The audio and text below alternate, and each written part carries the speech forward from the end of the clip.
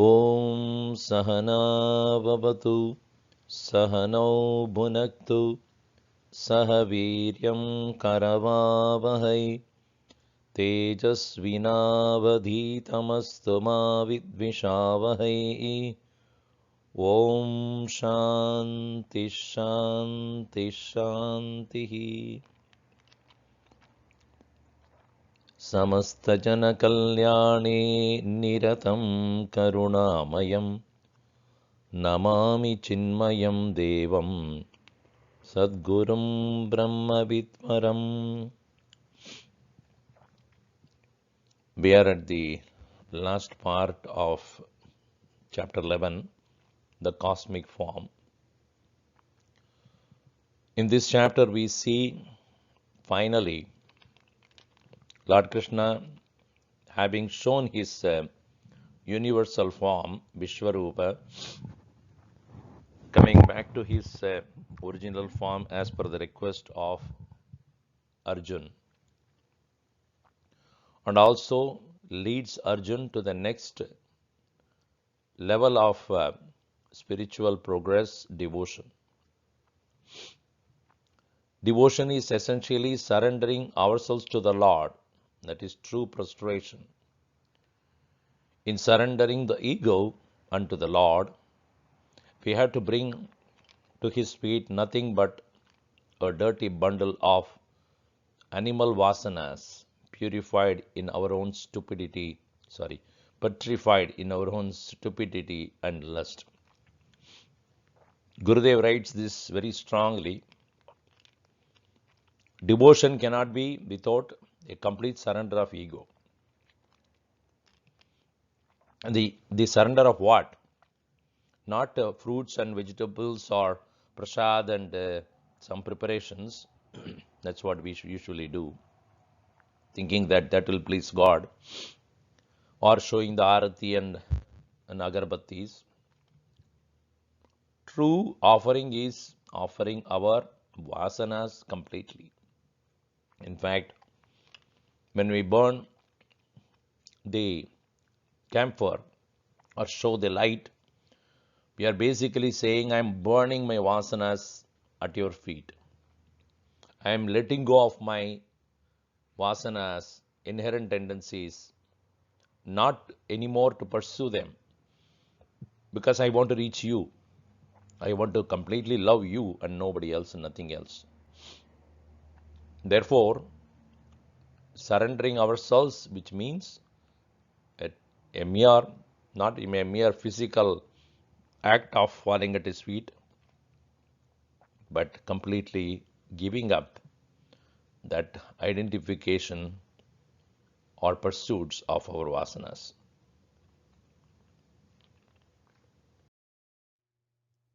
As you probably recall, that Arjun had asked for forgiveness in his universal prayer. He said, I did not recognize your cosmic nature, and I treated you like anybody else.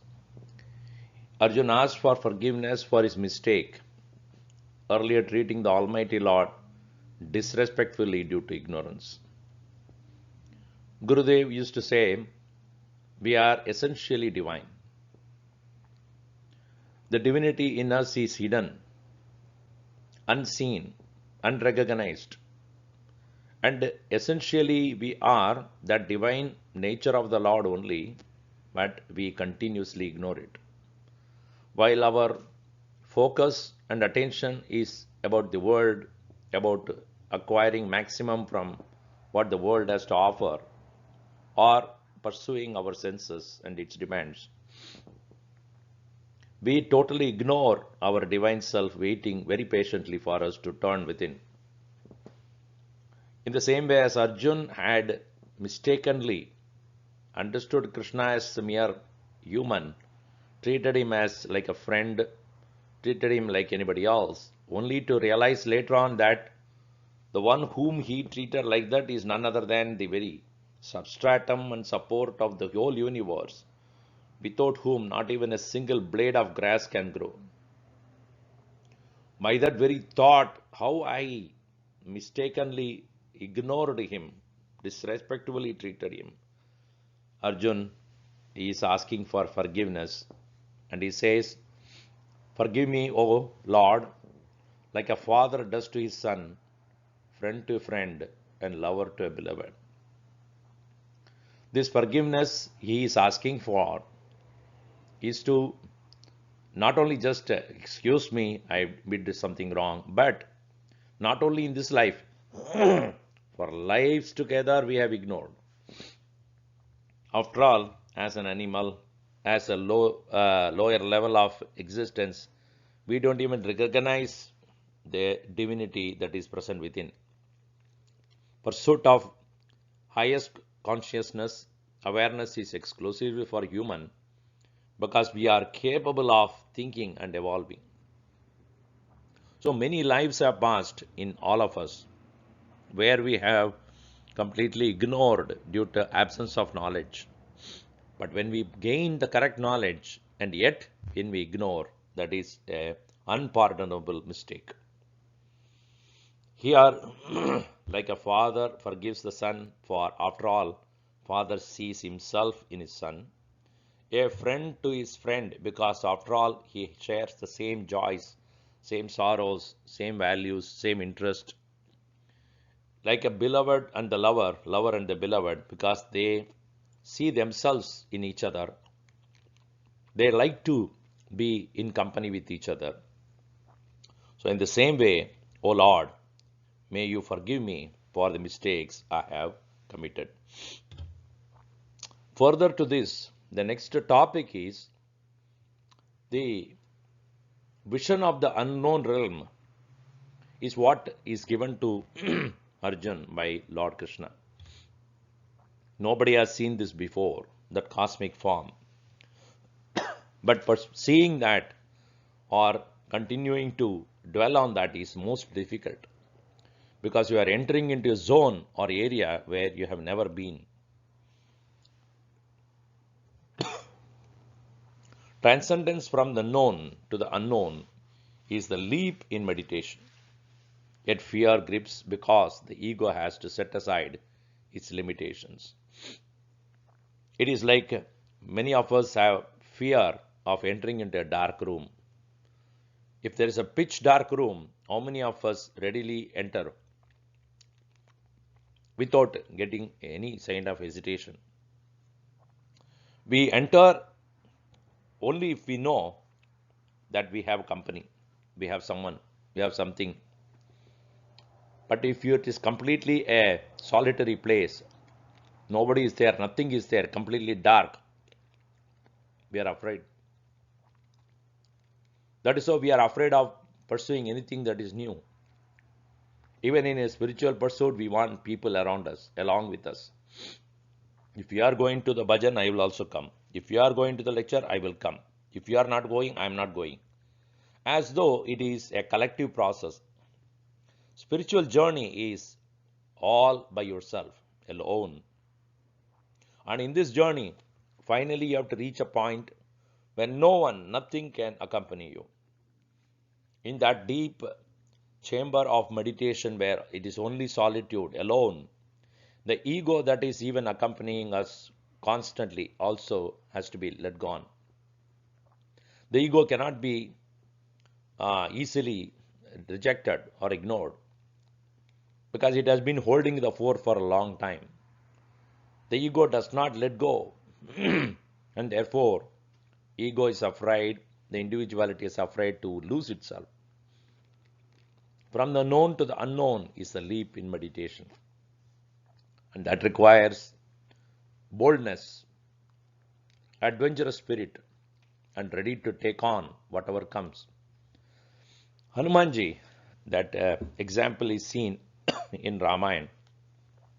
When he was told that he has the power to leap and go beyond the shores, he did not believe himself. In fact, he had that ability which he has forgotten. He was made to forget because he was misusing it. But then Jambavan told him, you have the power. Many of us can only go halfway or go only up to that point and cannot return. Arjun, you have the power to go and come back and complete the task which Sri Rama has given to you. He did not believe in himself, but then when he has taken the name of the Lord, grew in humongous size, and then he knew that very power is given to him only to accomplish Lord's work. Thus, therefore, he leaped into the sky with absolute faith in Ram only to accomplish what the Lord wants him to. So if we can draw inspiration from him, we'll realize that all of us can leap into the unknown if only we have total faith in the Lord, who is ready and beckoning us to come. And if we have that total faith and devotion to the Lord, we can let go of the ego and get into that deep unknown areas of the vast expanse of infinite consciousness. The form of the cosmic nature which Krishna bestowed upon Arjun was his grace. We cannot demand Lord to give his vision, as much as you cannot demand love from anybody. Demanding love is itself is going against that love. I cannot force you to like me. In the same way, the Lord has to be approached with absolute humility. And Krishna says that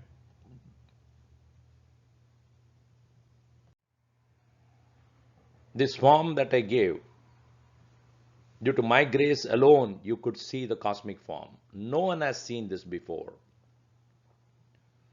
Why does he say that no one has seen this before? Because this is not a mere intellectual exercise. Even in the Upanishad it is stated that a person will be chosen to realize the higher self only if the person exclusively chooses that alone. The exclusive choice that we make, which means all other things have to be set aside, which is very difficult. That is the reason why rare are those who have chosen this path. And exclusive choice means what? Where one has come to realize the insignificance of all other things. In Kathopanishad we find Nachiketas, who was asked to go to death by his father. He very smilingly, joyfully, cheerfully said, I am ready to go to wherever you are sending me, O my father, ready to go to death. Even his father was very unhappy that he said that. But when Nachiketa went to Lord Yama, well, he offered him many things of very attractive pleasures and other things which anybody would have liked it.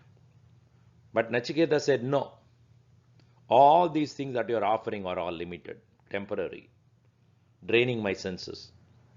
What I want is to know what is beyond death, what is immortal, what is infinite, what is deathless, what is blissful, what is for everlasting, eternal, real, true, never perishes.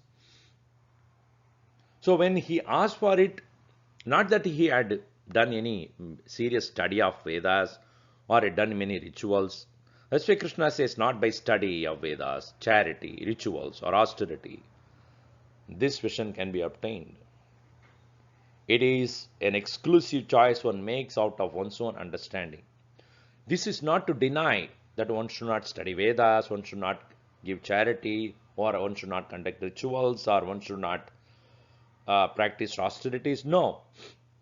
But they are not the means, they are only preparations.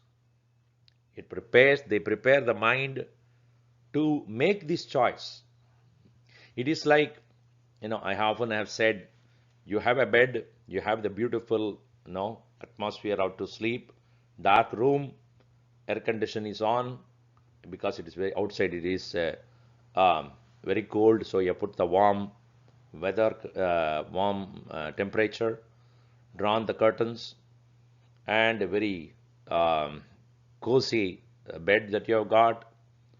And even as you lie down there, if your mind is disturbed and distracted due to some problems, etc., you may have the best of the atmosphere to sleep, but you won't sleep.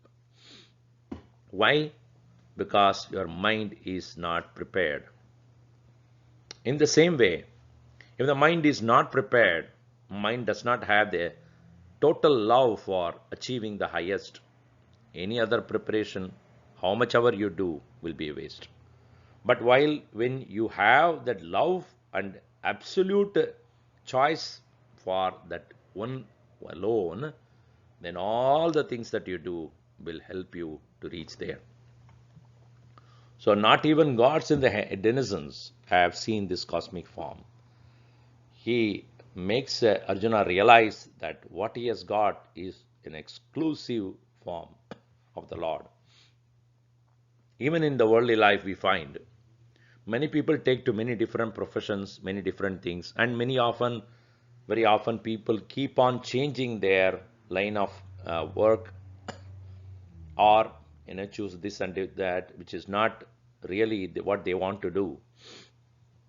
But when one sticks to one particular profession or a pursuit of interest and dedicates oneself to that and that alone, ere long that person will realize slowly and steadily that is the accomplishment, fulfillment of life. It may not give the result immediately. It may not make you feel accomplished immediately. It may not give you what you want right away. But surely you will excel in that. You will become a master in that. So exclusive choice, even in the worldly pursuits, will make you accomplish things. What to talk of in the spiritual path, where one exclusively chooses that and that alone, will surely reach the highest.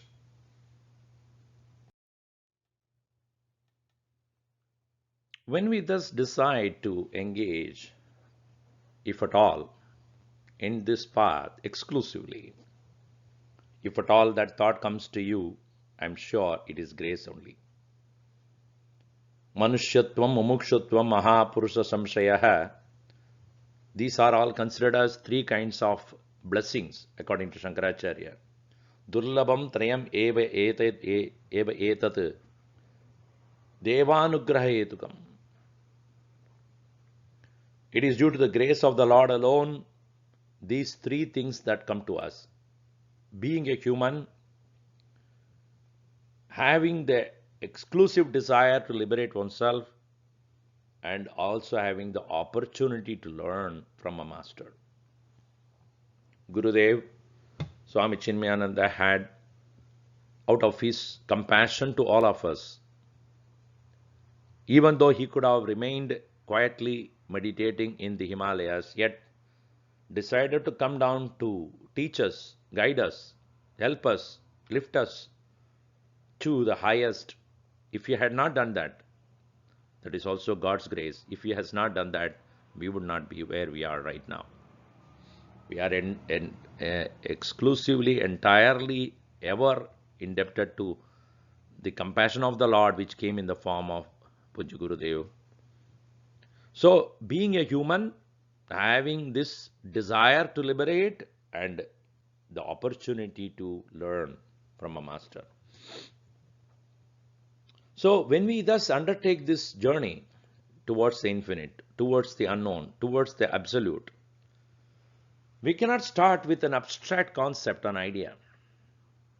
Abstractness always gives certain amount of fear and uncertainty. Therefore, it is necessary for us to start with what is familiar. The need for formful worship is unavoidable to begin the spiritual journey when our minds are closely identified with our own physical personality. Nobody in this world can ever claim that they have lost their identification with the body. It may be our varying degrees. If you look at a small child, which is only a few months old, it doesn't have a physical identity. It doesn't identify with the physical body. We look at the child as the body, but the child doesn't look at it as a body. It rolls around, it moves around, even if it doesn't wear a cloth, it never bothers. It is the parents who are bothered. And walks around, run around, laughing at everybody, pulling things here and there, even dangerous things. Doesn't have the fear of death, doesn't have the fear of identity. I want to be good in the eyes of others. I want to be seen good in others' eyes. I have to do things for impressing others. No, such things do not exist in the case of a child. So, due to utter innocence, the child does not have physical identity. But as the child grows into a teenager, adult, more and more identification with the body takes place. We are so concerned.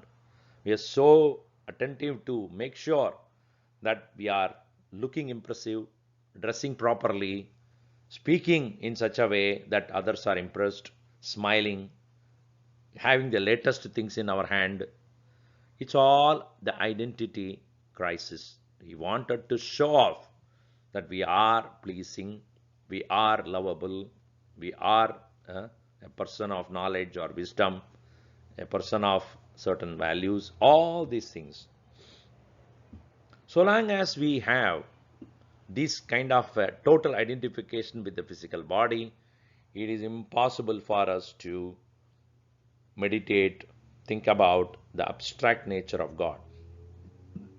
Therefore, it is unavoidable that we begin our journey with identifying with the Lord in a form which in his essence is a formless infinite presence. So Lord Vishnu, as he appears in this picture, Lord Krishna also is ready to show finally to Arjun his original form which he is familiar with. In fact, Arjun requests that, "O Lord, please assume the form which I am familiar with, because I am unable to comprehend your beginning and end, and I want you back in the form which I know." Here, Gurudev writes in his commentary that the Lord Vishnu is blue in color to represent the infinite, limitless cosmos.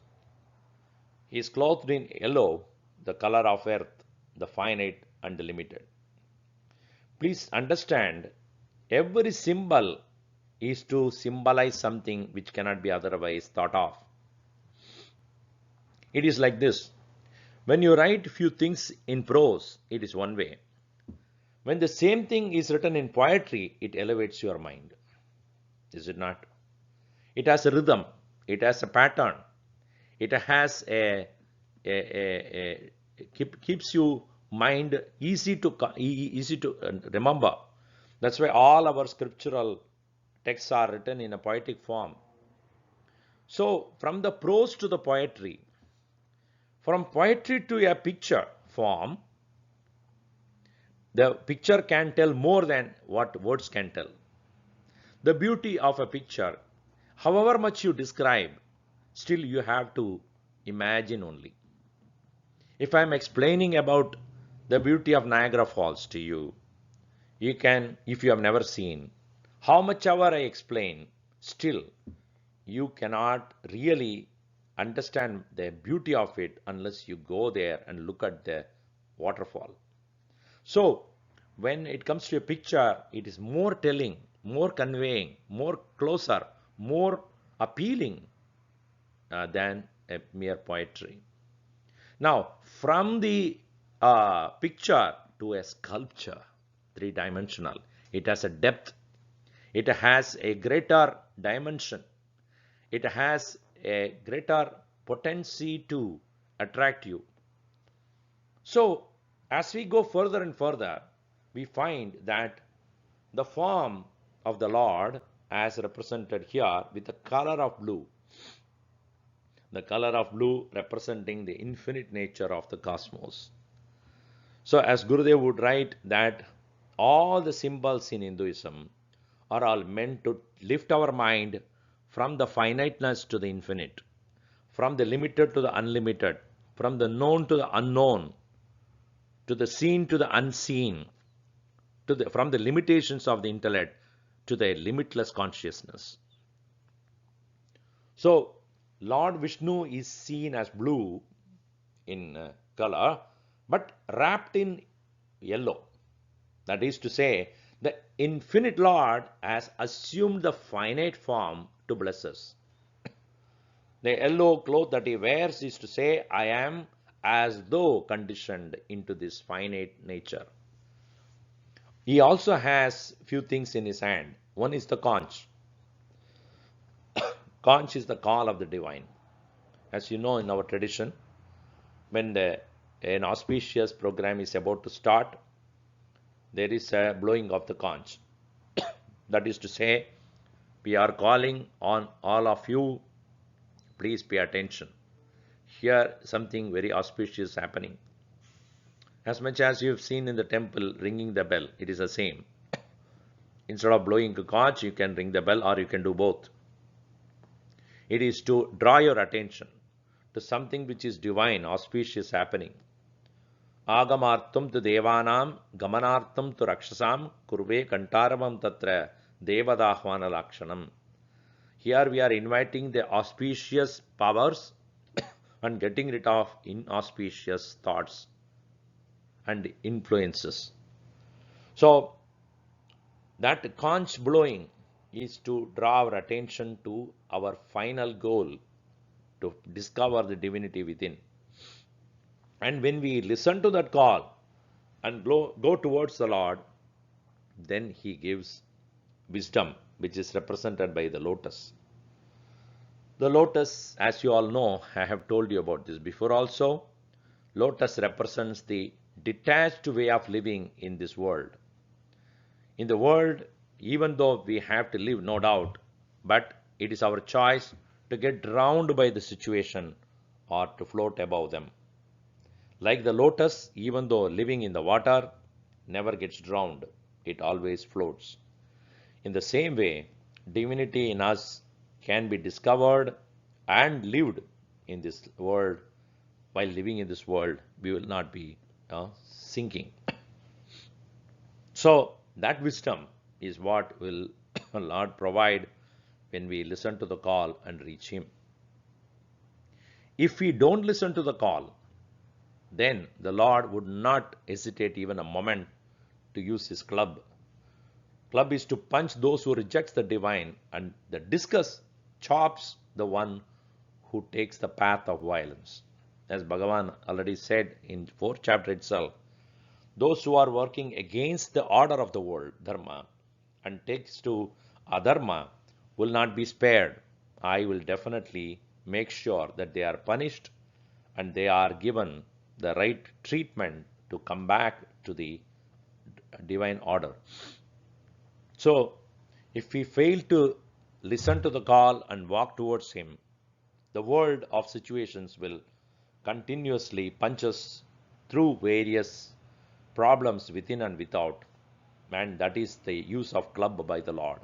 And if we continue to make mistakes, continue to grow arrogant, egoistic, proud, then obviously the Lord's disgust in the form of cruel punishment because of the action that we have committed ourselves will come to us, and that is the use of disgust. So the cosmic form of Lord Vishnu, representing what is need to be done and who he is, symbolically representing the absolute, infinite, limitless presence available to us in a form which we can adore, worship, devote ourselves to. All right. Even if we take to the path of devotion, what is the purpose? Why do we have to spend time? You know, one may ask, and I have many other things to do in my life. Why do I have to spend time in exclusively for the Lord? Krishna says, so through single-pointed or single-minded devotion, anyone can have this cosmic vision. Vision is to know, see, and unite. You see, so long as we are the individuals, we have individual desires, passions, ambitions, goal, strong likes and dislikes. Individuality makes us separate ourselves from others. And with this, we are sometimes happy, sometimes unhappy, sometimes enjoying what we are doing, sometimes miserable, sometimes feel that we are successful, accomplished, sometimes we are feeling rejected and ignored. There must be an end to this endless cycle of existence. So that is what is called uniting means. And this path is known as the path of love. The path of love is not different from path of knowledge, really speaking. It's in fact an enhanced version of the real knowledge. Because the first thing that one has to realize is, in the path of devotion also, one has to learn. Learn, become one-pointed, visualize, and enter. Bhagavan Krishna says, Jnatum drashtum praveshtum shakyate. So what do we mean by that? Devotion presupposes the exclusive choice one has made. And the choice cannot be without knowledge of what one has chosen. Even in the worldly sense, let us take a man, a boy or a girl falling in love with another person. Gurudev always said, say, don't fall in love, raise in love. Anyway, so if I have chosen to fall in love with someone or love someone, what does it mean? Why did I make that choice? Can I make the choice without knowing that person?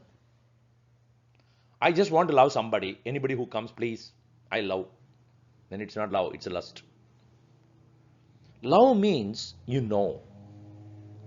Love means you know the object or a person whom you love. And more importantly, you want that. You want that person in your life. You want that person to complete your life. You want that person to fill the gap that you have. Fill that void that you have. Fill that emptiness.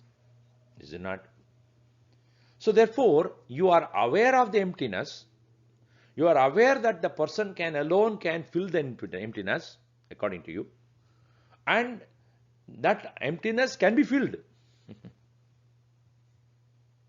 By that act of love which you are expressing to that person, you want to become one with that person. So then once you have chosen out of correct knowledge, then comes the next one is that one-pointedness. Similarly, in the path of devotion, the individual has found that emptiness. Everything is finite. Everything is evanescent, transient, temporary. I want to fill my life with absoluteness, fulfillment, completeness, limitlessness, and total happiness. So once you have got that understanding, seeing is a mental identification with what one wants to be. Living with that identification thoroughly in every situation. That's what we mean by one-pointed and being able to visualize. In the worldly sense, if you want to become a professional, You must visualize yourself to be that. Without having that strong identification with your goal, you will have no the fuel to drive yourselves towards that. The energy to drive yourselves towards that goal comes from your constant identification with what you want to be. If you once in a while you think about it, whenever there is a time when you want to think about it, or when something else reminds you to think about it, then it is not your goal. You are just satisfying somebody else's demand. That is not your urge. That is not your quest. That is not your yearning. But one-pointed, single-pointed vision and visualization of that, who I want to be. So a devotee wants to be Lord. Think about it. I don't want to be different from the Lord. I am of that same nature. Blissful, joyful, infinite, limitless. I want to be that. That visualization is what makes a devotee draw himself towards the Lord. Once that continuous engagement takes place, to unite is to reach the final destination from which there is no return. Just as rivers unite with the ocean, they merge and disappear. There is no more individuality left. This is where the ego surrenders. Just like the rivers are from various different places, enter into one ocean, mighty ocean, and lose themselves. They no more have their individuality. Many rivers in India, for example, Kaveri or Ganga or Sindh, then Godavari, then various other, so many different rivers, when they enter into the Sagar ocean, and once they have gone into that, merged with that, they lose their individual names, forms, qualities, identities. In the same way, a devotee wants to reach that state of oneness with the Lord, losing all identity of himself or herself. That's the reason why the Mahatmas who have completely merged in the thought of the Lord no more demand anything from the world, because they are no more there. They are lost. Just like you, when you are in the state of sleep, you don't demand anything from the world. You are in your own blissful nature. Just to give you an example, what is that you want from the world when you are at sleep? What is that you want? Don't disturb me, isn't it? Don't disturb me, that's all. Just I am. So if, let us say you are in a deep sleep and I come there, hey, wake up. What? Wake up, you have to get up. Why? Hey, you have to do these things. No, I don't want to do it. Why? Because I'm sleeping. Don't disturb me. Is it not? In the same way, a devotee who has completely merged in that infinite doesn't disturb the world, nor does he want to be disturbed. Yasman na udvijate lokaha, lokat na udvijate chayah, harsha, amarsha, bhaya, udvegehi, muktaha, yaha, sa chame priya. Bhagavan Krishna says, he who does not disturb the world, one who is not disturbed by the world. Such is the person who is completely merged in me, where he doesn't seek anything anymore. He is just with himself, completely, absolutely merged.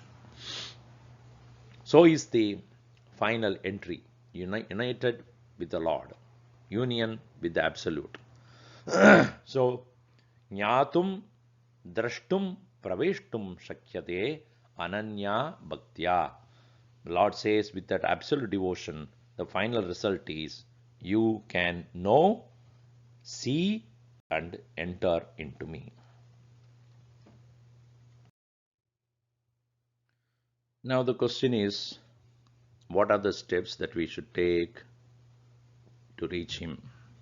What needs to be done? Because we always ask this question, Swamiji, yes, I understand. I know what you're talking about. But what to practice? What is to be done? Krishna doesn't leave his topic without concluding it correctly. If you are convinced that you want to reach me, finally I need to be reached, finally you want to merge in the infinite, absolute, and I'll tell you the steps to reach there also. First, he says, every action performed must be done remembering him. That means keep the Lord as your partner in action, recipient of your action, and know him alone as the bestower of a result of your action. What do you mean by keeping Lord as your partner? Meaning, anything that you do, think that Lord is next to you, doing along with you, making your hands work, making your mind think, making your voice speak, making your body active, making your life possible, making your breathing going on, making your world, what you planned, scheduled, happen, making your people around you work along with you. Think of his hand present everywhere, doing from within you and without you, outside you also. For example, if I want to go for a walk from here to another place and come back, what do I need? I don't need a car. I don't need a bike. All that I need is my body. But is it not true that even body is a vehicle? As much as a car is a vehicle, bike is a vehicle, flight is a vehicle, body is a vehicle. Who fuels it? You don't say that I fueled it myself with my food. Food you ate, fuel he made. Hands and legs are the instruments by which you act. So understand that everything that you are capable of doing, he is a partner, becoming aware of that. Then, who is receiving the action? Who is the recipient of your action? Even when I do remember whenever Gurudev used to, tell this to the audience, Krishna, Krishna, Krishna. Once it so happened, I was told by him directly, understand one thing, never think that audience in front of you is a fool. They are not fools. They are Krishna. They are listening to you. Who is listening to you? Krishna is listening to you. Krishna is hearing you carefully. Krishna is watching you carefully. He is the one who is receiving what you are saying. Be aware of that. Be respectful of that. Devote yourself to that point. So do not ever arrogate because of you things are happening in this world. No. The receiver is also the Lord only. He is receiving what you are giving. And also, please understand, your action, which comes later on as a result of your action, that very law of action becoming a result is also according to him and him alone. Just like when I throw a stone up above, it comes back due to the gravitational pull. The law is governing it.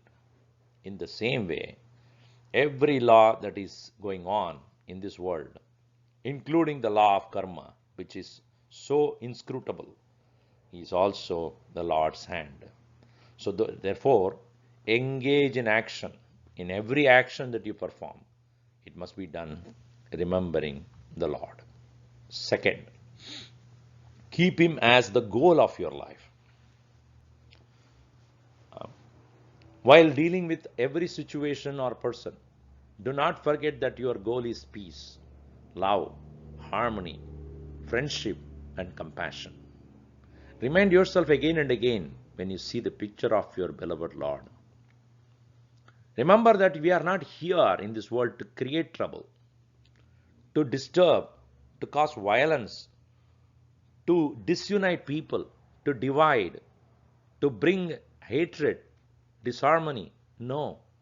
Wherever you are, people should be joyful, happy that you are around. Why? because your goal is to represent the Lord of peace, Lord of compassion, Lord of friendliness, Lord of uh, joy and happiness. Engage in every situation with that in mind. Goal does not mean something you want to accomplish after some time. You bring the goal closer to yourself. Bring the goal as close as you can. The goal is the Lord. The Lord is love. So why not love now?